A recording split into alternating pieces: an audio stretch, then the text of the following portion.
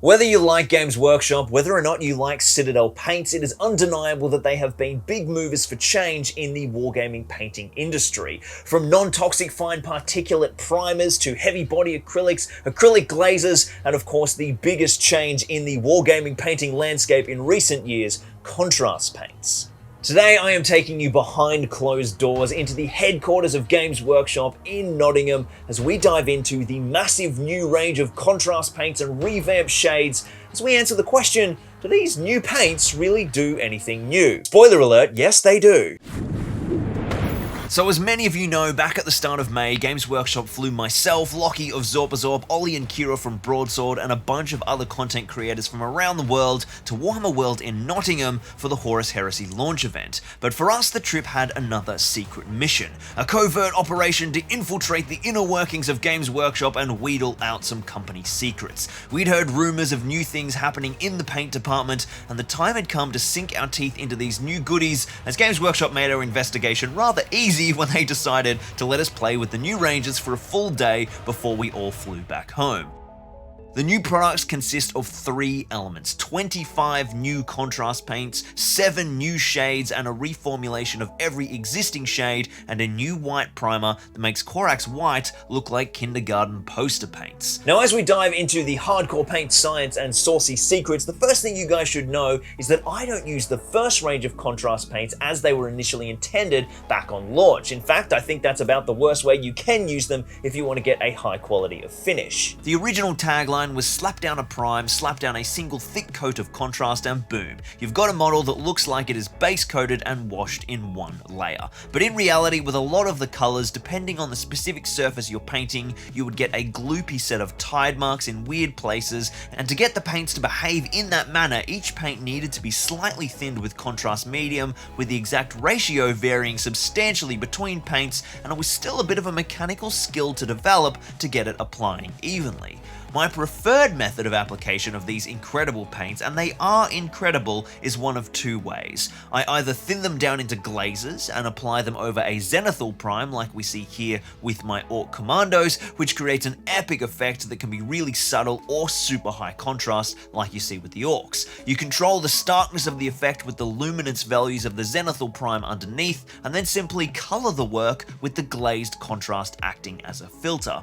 Or my second favorite way, I thin them down, notice the theme here folks, and smash them through my airbrush, as you can see here on some scenery. They are absolutely gorgeous filters to be thrown down over any primer. So that's what I've done with the old range, now it's time to check out the new. So Sunday morning we are here at the desk, we've got a whole new range of contrast, there is a revamped shade line, we've got a bunch of minis, there's apparently a new primer as well, Ash is here photobombing.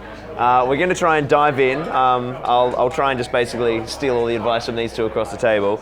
We're going to see what these new paints are like. Now I'm no John or Scotty or Ollie or Kira. I'm Lockie and I'm a proud mid-level painter, and my skills are nowhere near any of the aforementioned god tier freaks, so they're in all likelihood a bit closer to you guys watching this video. But I do have a background in materials engineering and chemistry, and I have been painting small things with paint for over 25 years, so I'm at least mildly qualified to dive into these paints and give them a test, as well as sternly interrogating Citadel Colors' chief paint wizard to source out some saucy secrets. Now a quick note here on what you're seeing. We were only allowed to film inside this event space, so I can't show you anything super spicy on camera that's happening behind closed doors, and to my great sadness, I wasn't allowed to interview the most interesting Games Workshop employee I have ever met, their head of color science and paint wizardry, Dave Cross. He is super animated, lovely, warm, and an insanely knowledgeable paint wizard who is so passionate about the products he is creating. So after a quick presentation from Dave, we essentially had an entire day to paint with the new gear and get experimenting. The first massive takeaway is that these paints are insanely vibrant and super saturated. Vibrancy is the whole marketing angle for this range, but there is a whole lot more going on. I started slapping down the craziest colors to test this theory, namely the yellows and purples, and they applied so damn smoothly. Far better than some of the first range of contrast, particularly the really gloopy ones. And at first glimpse, to support a claim that Dave made in his presentation, the problem of consistency between the colors seems to be vast vastly improved. Thinning any of the contrast with the same amount of thinner provides much closer results between the colors than the old range in terms of dilution ratio, but there are some major differences between some of the paints, as we'll discover later. You don't work in like little parts of the model. It's like start at the top, pull it down to the bottom, don't touch that bit again, and like move across. It's like a whole different painting thing. I am in love with this purple. I'm going over like the grace here as well. A lot of this vibrancy claim is of course based on the new white primer, which is absolutely mental compared to the awful Corax white. Oh, hello, gorgeous. Hey, Lockie. How you going? I'm going well. How about you? Pretty good, man. Your miniatures are all white, Lockie. They are, they're quite white. And apparently they're smooth, we'll see. Dave chatted at length about the huge research and development project of getting a new smooth white spray. For those of you who aren't familiar, traditional white pigment flakes are quite large, so getting them small and to function within existing propellant mixtures has always been a bit of a problem for the industry, but the Citadel color team seem to have solved that issue, as this rattle can delivers a gorgeous coverage. Now we all know that yellow is awful to paint, especially without an airbrush, but man, GW might have finally solved it. Single coat yellow, ladies and gentlemen, could this be real? I was pretty damn impressed by the results as I messed around with the color, and over the lunch table, I laid my suspicions at the paint wizard's feet, and Dave confirmed my greatest hope. The yellow is a single pigment finish. In fact, 7 of the contrast paints are, and a big shout out to John from Ninjon for writing down all 7, because I could only remember Bad Moon Yellow and Baal Red. Bad Moon Yellow, Imperial Fist Yellow, Magmadroth Flame, Baal Red, Doomfire Magenta, Leviathan Purple, and Eldari Emerald. What a handsome, handsome man. For those of you at home who don't get quite why this is so exciting, here's a quick primer. Paint is basically made of 2 constituent parts, your pigment and then all the stuff that makes the pigment behave in a certain way. When you try to get a certain color or tone in your paint range, you often have to mix pigments together, which desaturates the color, particularly if you're blending with white or dark pigments to lighten or darken. Having 7 contrasts that are single pigment and thus super bright and vibrant and saturated is incredibly exciting. The fact that those contrasts are yellows and oranges and reds and magentas is just absolutely mental. I would hazard a guess that there has never been a single pigment yellow or purple GW color before. This is a big, big deal. Look at this fucking thing. Look how yellow that is. That one's Bad Moon's yellow. Yeah. Which is quite nice. I might do like a blend. With the single coats looking fabulous, I decided to have a play with the only one of my standard methods I could do without my airbrush, a bit of glazing and filters. Now normally this would be over a Zenithal Prime, but failing that it also works great over metallics, so I had a play putting down some silvers and golds and messing around and blending some of the contrast and the new washes together. My favorite combo that I discovered was Garbage Sewer, or whatever it's called, and Mortarian Grime, one of the new shades, and they blended really well together and made some lovely gorgeous mottling on silver and gold armor. I'm really digging putting some of this, one of the greens we were using into the armor.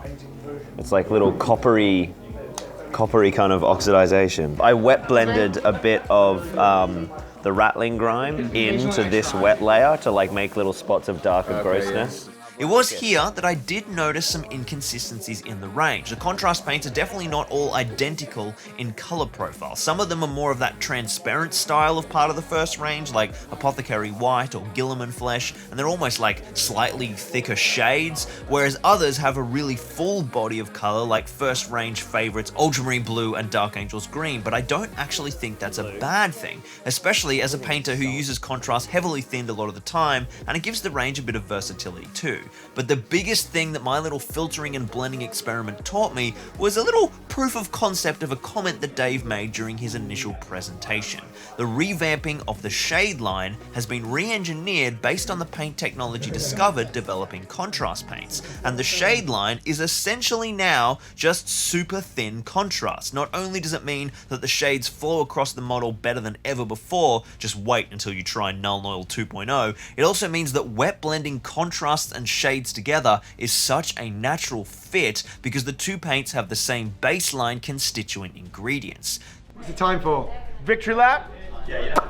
Victory lap. Victory lap. So this is what our table has turned into after nearly a day of kind of painting here at the desk. It's just chaos. Everyone else, I might add, is just like completely neat. Look at these beautiful workstations. There's like 58,000 pots of the same color on our bench here. Nearly done the old paintbrush in your tea about I'm literally using a water glass. Yeah, that's just water glass. It's just broken down. Yeah. Well, there's been Side is crumbled. We've completely lost It's all it. gone. there's paint all through our teas and coffees. I've smashed out 2 little dudes. Got here like a sweet little orky guy who's come together, and then one of the new sleeker Stormcast paints, giving a couple of colours a run. I really love the sort of vibrant purple is insane. The yellow is really cool, and there's a couple of new grimes that I'm digging as well as one of the greens. What about you guys? Have you kind of fallen in love with any particular colour? I think we've had a table consensus, haven't we? I think we like the purples. Yellow. That one. Absolutely. The yellow's good. Oh yeah. Here's a gorgeous yellow blue over there. I did a little contrast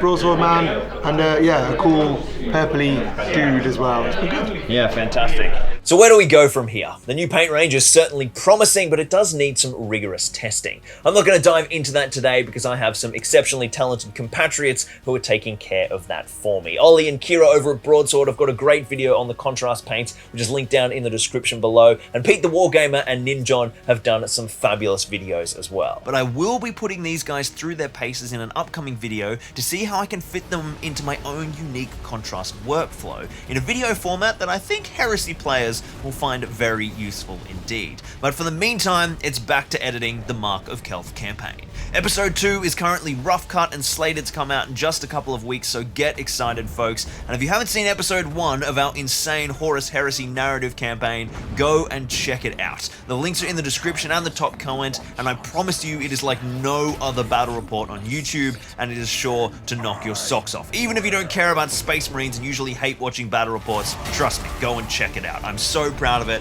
and I cannot wait to bring you guys the next installment. Stay tuned later in the week for another epic hobby project to keep you tied over until the next battle report arrives, and make sure you subscribe so you don't miss out all the action. And let me know down in the comments which contrast paint you're most excited about and why is it the yellow. Thanks for watching, guys, and I'll see you in the next one. Lockie out. And up next, we'll be fighting to the death with these paintbrushes, and we will see who is the king of the name of our table. What are we called? Yeah, That's Lachlan's every time we do a take. That's always his ending Had tone. the airing of grievances. Now we're on to the feats of strength. And we'll see. Yeah. Get him. Bring out the aluminum pole. Now it's on to the feats of strength. Festivus for the rest of us. A Festivus for the rest of us. Yes, close up to the food. That's key, Oliver. Yeah. This is the C roll and the D roll. Yeah. Whoa, again! No. Park those lights on again. Fruit sticks. Oh, Oh, Franks and beans. that was close. I nearly flipped the model into the open paint all over the desk. I think whoever spills one of the new shades first should have.